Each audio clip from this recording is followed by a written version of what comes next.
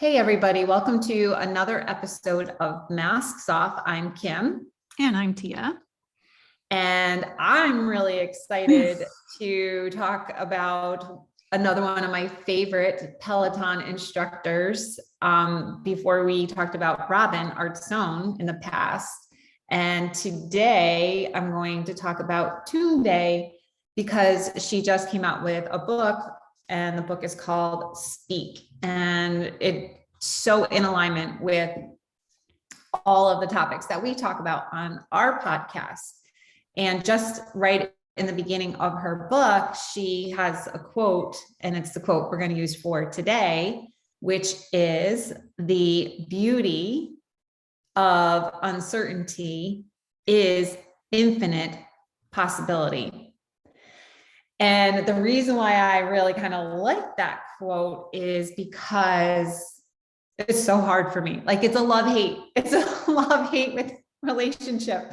I know in my inner knowing that it's true, that uncertainty has so much room for possibility, infinite possibility. And yet the control part of me doesn't like uncertainty, right? I want to know what's going to happen. I'm such a planner. I'm such a Virgo, and I need my structure, and I need to know, and I have my list. So tapping into the uncertainty is really, really hard. Mm-hmm. And also the fact that I can wear that people pleaser mask is also very hard for me, because it's hard for me to say yes to myself. Mm-hmm. And so there's this fear, the uncertainty of, if I don't say yes to another and I don't put others first and I put myself first, that something bad is going to happen. However, throughout my life, when I have taken the time to step into uncertainty and I've said yes to myself, the possibilities were amazing. Right.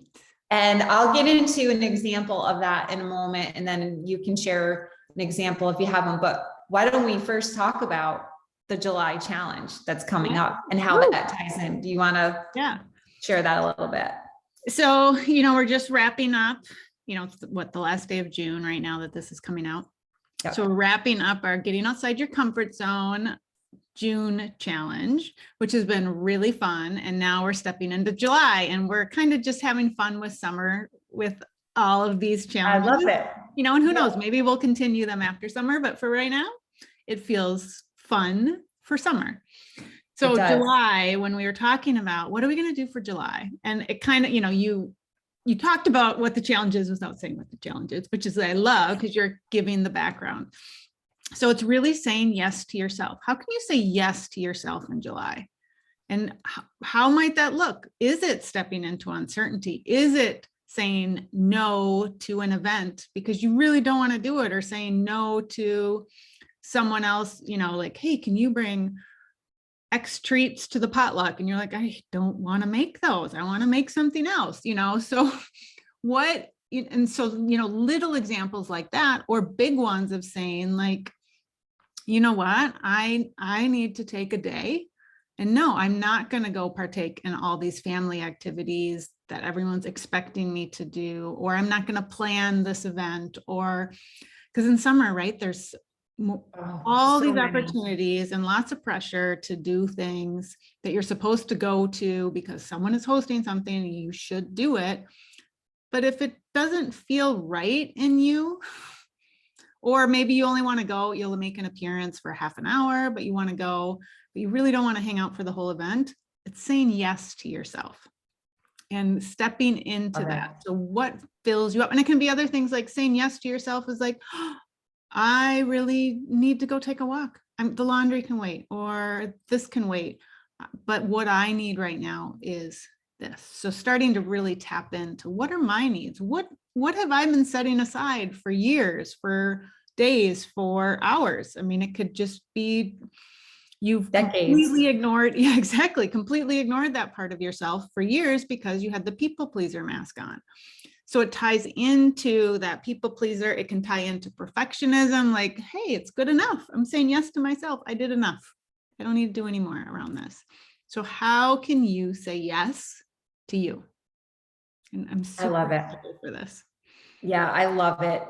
And this is just so front and center for me. I'm excited for the challenge because it is one that I struggle with for sure. And my example that I was going to share is, and then maybe we can also share how it feels for us, each of us, because then maybe it shows up differently in each person. Like, what are the signs or symptoms that come up within you that say, hey, I'm not saying yes to myself. I am putting the other first. Like, how do you know when you're really putting other people before yourself way too much? And we can talk about that in a moment. I want to share, though, my example of how I don't even remember how many evolves Dr. Shefali had before that one, maybe four. Yeah. Okay, so she had 4 evolves. And for those of you who are saying, what the heck is an evolve? Which actually we can put a little plug for her because October.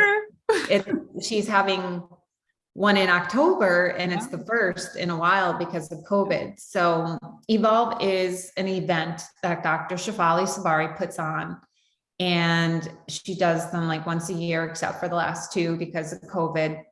And it's a weekend event, and she speaks, and she has other people who come on, and it's an opportunity to grow and to connect and listen to her. And it's really amazing. These events, they're amazing. And it's something that would be for my growth. And yet for the first 4 that she had, there was a voice, a small part of me that knew I wanted to go. I wanted to go. And I could not say yes to myself. Yeah. It was no, and I came up with all these excuses. Can't leave the kids behind. Angela doesn't do well. She was a lot younger at the time. She's not going to do well when I'm not there. It's too much money. It's across the country because I live on the East Coast and they were taking place on the West Coast, and the airfare. And bottom line, truthfully, honestly, taking my mask off completely, I did not feel worthy to allow myself to do that. Right. And I still struggle with those. And sometimes, so for me, I guess I can tap in and say, I can feel small. I feel it in my gut when I'm saying, no, I don't deserve something. I can feel it like in my gut. I feel small. I feel like less than. There's this visceral feeling that I get when I'm saying no to myself in an unhealthy way. Like, right. When you actually want to say yes. When I want to say yes and I say no, it's this feeling of unworthiness from when I was little. I know it. Like my needs and my wants are not important. It's more important that I stay home, meet my daughter's needs, meet my kids' needs, my husband's needs. It's more important that I not spend the money because, I was a stay-at-home mom. I wasn't earning the money. So, and who am I to think I can travel across the country and go to this for a weekend and take off, who am I to think that that's okay? Right. So those are the kind of thoughts that went on for me, the feelings that I felt in my body, right? Our I am whole is to recognize and allow what's going on in my body and so on and so forth. So, but when I finally did say yes, did you say 2018? 19, you were there. 19. Okay. 2019. I finally got the nerve to say, because I had been doing some work on myself leading up to it. Finally said yes. And going back to the quote, the beauty of uncertainty is infinite possibility. So in 2019, when I finally went across the country, went to Evolve, that's when you and I met in person. And then we started, right? And then we just started chatting, and we said, hey, you know, let's keep in touch. Let's keep talking to each other on the phone. And we did that for a little while, and thus Masks Off was birthed. Exactly. And look at Who knew? how amazing. Right, exactly. Who knew? So there's the possibility when you say yes to yourself. Right. And with everything you shared about that, all you were feeling about no, and then you did say yes to yourself, there was that uncertainty. Maybe you didn't identify the uncertainty of what the possibility could be of saying yes to yourself. I had no idea. I didn't identify it at all. And so, but that's the discomfort. So there was the discomfort of not knowing what would happen if you were gone for a weekend. What would happen to the house? What would happen to the kids? What happened to all this stuff? Yeah. But the uncertainty of that was even you thinking of everyone else instead of yourself at that time. Oh, totally.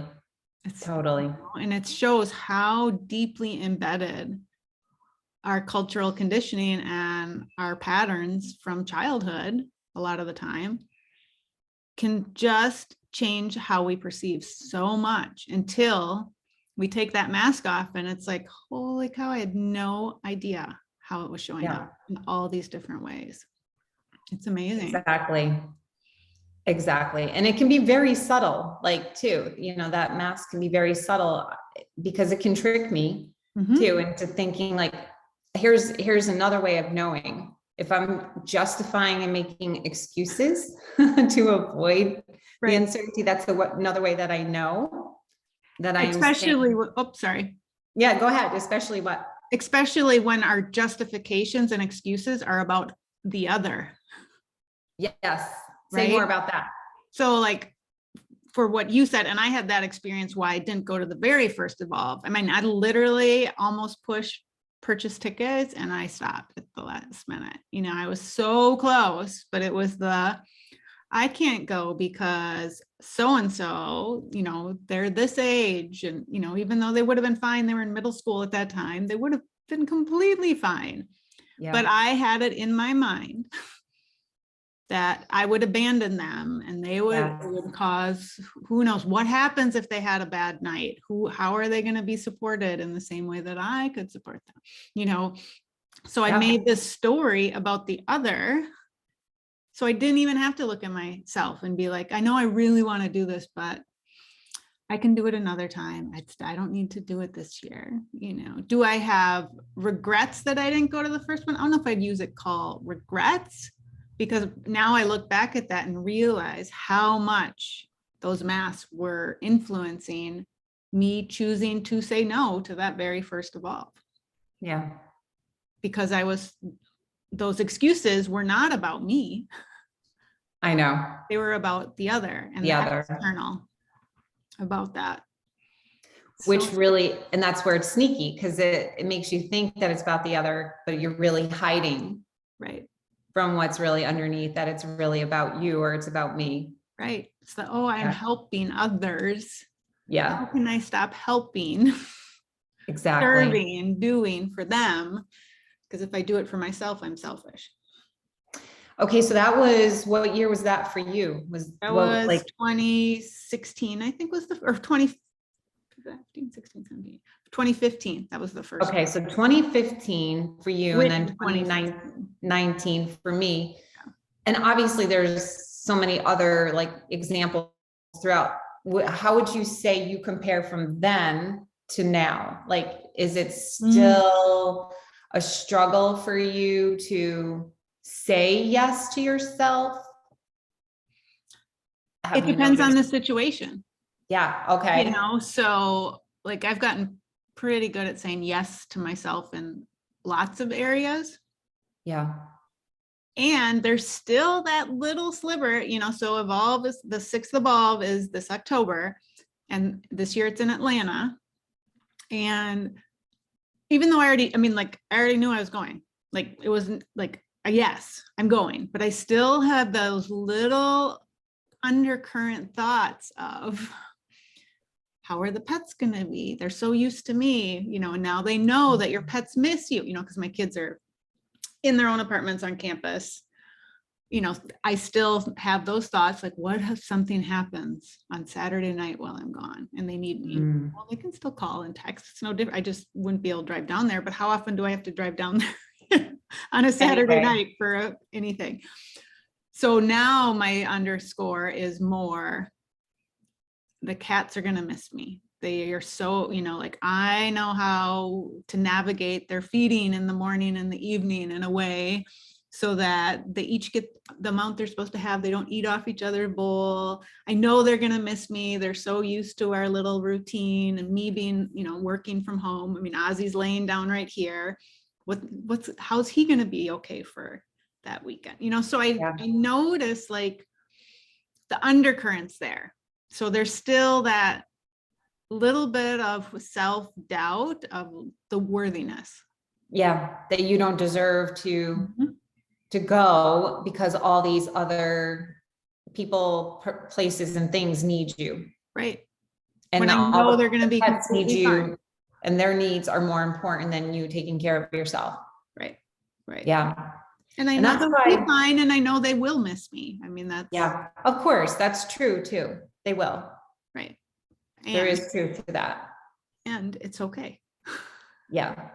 So I think it's really good that we brought that point up, that even throughout the challenge, even if you are able to get yourself to say yes to yourself, there still may be undercurrents, there still may be backlashes and things like that. Because I noticed too for myself that I can still say yes and push through and give myself the permission to say yes, but I still have the backlash. And do you still have, because I still have that little undercurrent of guilt. It's not shame. Like, it doesn't transfer into shame for me. Yeah. I can't think of that since I've been doing this work. Shame still shows up for me in other ways, but not around this. But I still have guilt. I still have guilt too. How can you choose how can you choose you over them? So I feel bad that I'm not showing up for them in the way I think they need. May not actually be the way someone else needs. Did you have that messaging when you were little? That certain things that you were doing, if you tried to put yourself first, it was bad? I think, did I ever have verbal statements said to me?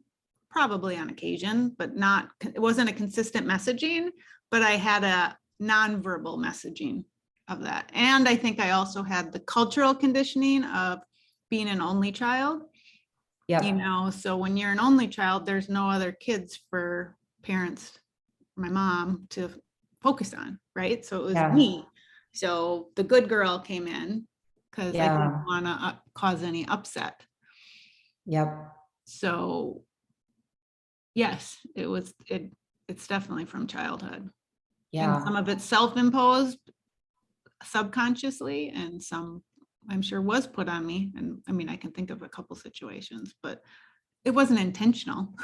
At all. And now today with my mom, I give her a lot of credit. Like, she may have feelings, but she rarely ever says, she's like, you do what you need to do for you. She doesn't say that outright, but she accepts my choice. So the energy is there. And I know she is supportive of me saying yes or no to a situation. Again, whether or not she likes it, that I don't know, because she doesn't express it to me in the same way. It used to show up differently, but now she doesn't. So I give her a lot of credit for that. Absolutely. That is huge growth and change. And it helps. It makes it easier. And I think a lot of that is my choice of, I'm going to do it anyway. So you're going to be, I was okay with if there was going to be upsetness, still had guilt. But I knew I had to hold the guilt and still say yes to myself. If that makes sense. It does. That was It mine to does. deal with, not anyone else's. How about Yeah. you? I was going to say, and I think what you mentioned is you made mention of having to be the good girl. And I think that, and again, it's not an all or nothing. This is not a blanket generalization, because I know that there are plenty of males that also wear the people pleaser and had to, be a certain way, behave a certain way. And having that good girl is really tied into, for me at least, avoiding disappointing the other. So that was like the way, like it didn't, you said there were non-verbal cues. So even, people didn't have to always say it. I could just tell by a look or an expression 100%. that I just said something, mostly that I said something that disappointed the other. Exactly. And that's where I learned and became conditioned to, because I didn't want that. Right. If I disappointed someone, my belief was, the story I told myself, if I disappoint someone, it's going to turn into rejection or withdrawal or withholding love. And we're wired for connection. So that made my nervous system go crazy. Yep. So for me, like it was the opposite of this book, speak. It was don't speak. Right. Don't speak. So it really, that conditioning is deeply rooted. Exactly. And you describe that so beautifully, because it isn't what someone necessarily says, it's the actions that happen after that fact. Yeah. Because feeling responsible for a parent's emotional state is a big thing to carry. Huge. And it may not ever be said, but the actions, like I've got the silent treatment. So if I want to be a good girl, I didn't get the silent treatment. And sometimes I would say something I didn't even know. I mean, how many times have we upset someone and we're like, that is so not what I meant. I know. Wasn't my intention. So it's their life experience that takes it and twists it into a way that fits into what they know life to be. Yes. So it shows how miscommunication so much, and how so much of this, not in every situation, obviously there are intentional abuse situations, but most of it is not intentional. I know. At all. And that's why I'd have no animosity towards that in all anymore. I had to work through that on my own. Of course. But, I can see it for what it is. Because I have my own conditioning of way I respond when someone says something too. I'm like, wait. And it's like, I didn't mean that. I'm like, but it sure felt like you did. Yeah, I know. So it works both ways. It does. It really does. Our experience. And I think it was important that we went a little deeper and underneath in this conversation to bring some more things out, to just pinpoint that as you go through the challenge, and us too this month, as we all go through the challenge, to notice that these patterns and all these layers underneath may be coming up, and it's an opportunity to investigate, be aware that all this is going on as you're trying to say yes to yourself. And if you're struggling, to say yes, that there's just all this, it's hard. It's really hard, and it's deeply rooted in us. Right. So. And it ties back to that quote. It feels very uncertain when we step outside of that and stop being the good girl or the people pleaser and say yes to ourselves, because what we know and what feels safe, even though it wasn't safe for our authentic self or other areas, feels uncertain. Yeah. And so we don't know what's going to happen, but we won't know until we try. And then all of a sudden we're like, it's liberation. Infinite possibility. Yeah. I think back to 2015 of saying no to Evolve that first year, and then saying yes after. It's like liberation, freedom.